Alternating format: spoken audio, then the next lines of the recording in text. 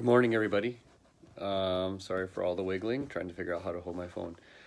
So glad to be with all of you this morning. I'm Pastor Nate Borman, one of the pastors here at Mount Lebanon Lutheran Church.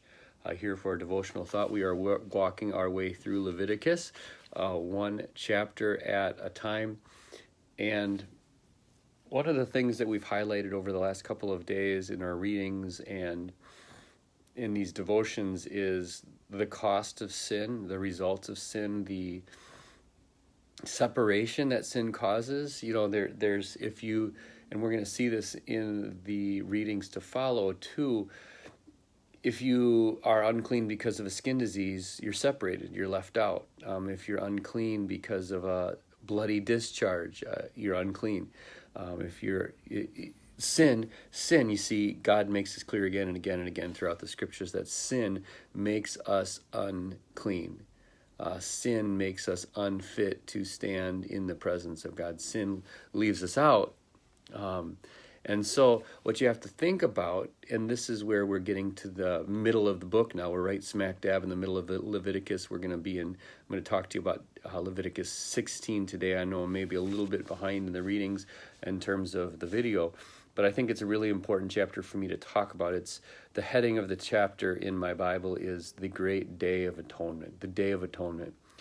And this was one, we'll come to this in a little bit again, but Israel had three major festivals. The Day of Atonement was one of them. It happened right in the middle of the year. It was the biggest, I would say it was the biggest festival that the Jewish people celebrated. It was maybe a little bit like our Easter, not quite like our Christmas, but a little bit like our Easter. It was the Great Day of Atonement where, this is what they did. They took a lamb. They took two lambs. They took a lamb and a goat, and it was phenomenal because this is what God did. And I want you to start to think about, okay, put yourself in their shoes in the imagery, because God's habituating His people. He's teaching His people something in the actions and the motions and the movements of His people. So the priest would take two lambs, take two goats, and take two goats, and he would lay his hands on both of the goats. One of those lambs, one of those goats would be sacrificed. It was a perfect, blemish-free, bloody sacrifice that God, that was sacrificed for the sake of the people.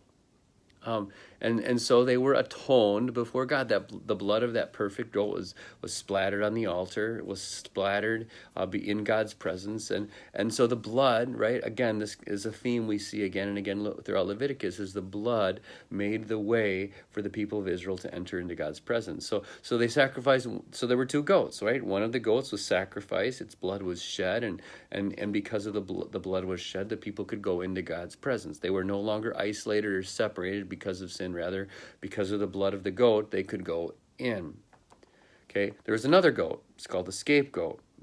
And I'm not talking about the greatest of all time. It was called the scapegoat. And this goat, what the priest would do is he would place his hands on the head of the goat. And there's symbolism, there's a picture, there's a sermon in the motion, in the movement, in the touching. Because what was being symbolized is the priest, and this is what he would actually do, the priest would put his hands on the head of the goat and confess over the goat all the sins that Israel had committed. See, this is what they would do. They would confess their sins, and those sins would be transferred, right? This was the symbolism, this was the picture. Their sins would be transferred to the goat, and then that goat, on their behalf, in their place, that's why he's a scapegoat. He was sent out into the wilderness where he was left alone. See, instead of separating the people from God, instead of isolating the people from God, instead of sending the people far away, which they deserved, God said, that's not what I'm going to do. I'm going to put the sins of the people on the goat. I'm going to send the goat away instead of the people. And what did God do? Instead of shedding the blood of the people to make a way for them into His presence, God shed the blood of the goat. And you see, don't you, the connection that we can very quickly and easily make to what Jesus did for us? Right? One, Jesus shed His blood on the cross instead of our blood. He poured out His blood instead of our blood. He gave up His life instead of us giving up our life. Right? He died in our place. Right? And so now we get to go into God's presence. We get to draw near to God because blood was shed. And the second thing you see very clearly is that the blood, that sin was transferred to the goat, and the goat was separated from God instead of us being separated from God. See, there it is again. Right? Jesus was separated from God so that we will not be separated from God. Jesus was sent away from God's blessing, and so that we might receive God's blessing. God turned his face away from his son, so that he could and he would turn his face toward us. Right? See, so the great Day of Atonement is quite a thing. It's quite a thing because it pictures for us in very majestic ways the way that our God has redeemed us, the way that our God has brought us near. And it's a story of two goats. The one whose blood was shed to bring us close, and the goat, and the one that was sent away with our sins on its back. So, celebrate the goats. Celebrate the goats. Celebrate the lamb that was shed in your place, so that you might draw near to God. The Lord be with you all today, and grant you his peace.